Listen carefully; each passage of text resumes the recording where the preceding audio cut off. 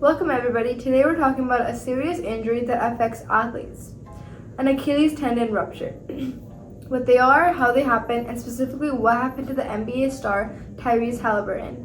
This injury was a major part of the 2025 NBA final story. It had big physical and emotional consequences. Let's break it down. The Achilles tendon is a band of strong fibrous tissue at the back of the ankle. It connects the calf muscle to the heel bone and helps you push off the ground when you walk, run, or jump. But if it is overloaded, like a sudden sprint or jump, it can tear or rupture. And when it does rupture, you often hear a pop and suddenly can't push off your foot. It's one of the most dramatic injuries you see in sport. So Manny, is this a non-contact or a contact injury that causes this? I would say mostly a non-contact, meaning it happens from a sudden stop or push, especially if the calf muscles are already tired or slightly injured. Enter if you dare. Hello. Oh! Oh! Dare. Hello. Oh! Oh! Athletes sometimes try to play through the pain, and that can increase risk. Haliburton was already dealing with a calf strain before the Achilles injury. During Game 7 of the 2025 NBA Finals, Haliburton came out with hot points and three-pointers, but then he made a drive and collapsed in pain.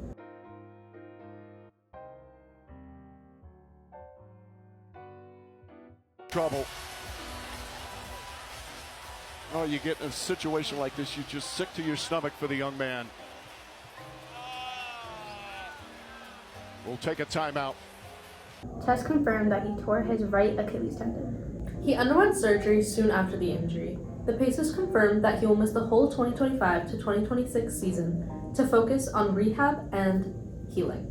There are two main paths after a full Achilles rupture: surgical repair, where the surgeon stitches the tendon back together and then immobilizes the foot, and non-surgical cases. In less severe tears, boots are used with physical therapy.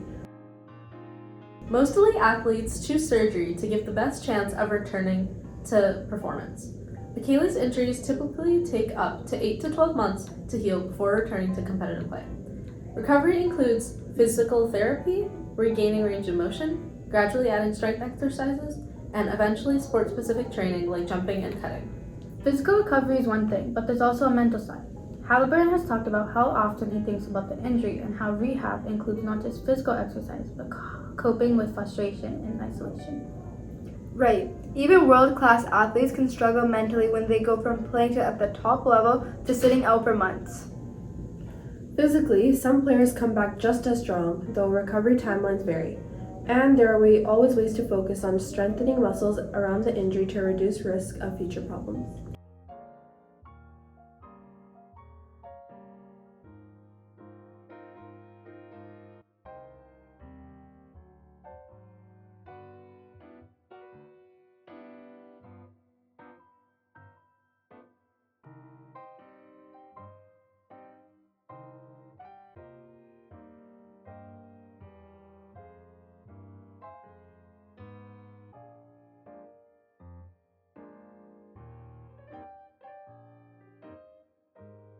So, to recap, Achilles tendon ruptures are a major injury that require time and lots of rehab, and most oftentimes surgery. For someone like Tyrese Haliburton, it ended the Pacers' final run for him and sidelined him for nearly a full season. And beyond the physical healing, there's really an emotional journey, dealing with disappointment, staying motivated, and focused on growth. However, there are several ways for injury prevention. Injuries are often due to a combination of biomechanical stress, training demands, and fatigue. In basketball, the Achilles tendon is heavily loaded in sprinting, jumping, and sudden changes in direction, making prevention especially important at elite levels of play. Training factors, protective equipment, proper warm-up, and conditioning strategies are essential, including proper dynamics, strength training, particular eccentric calf exercises help improve tendon strength and resilience.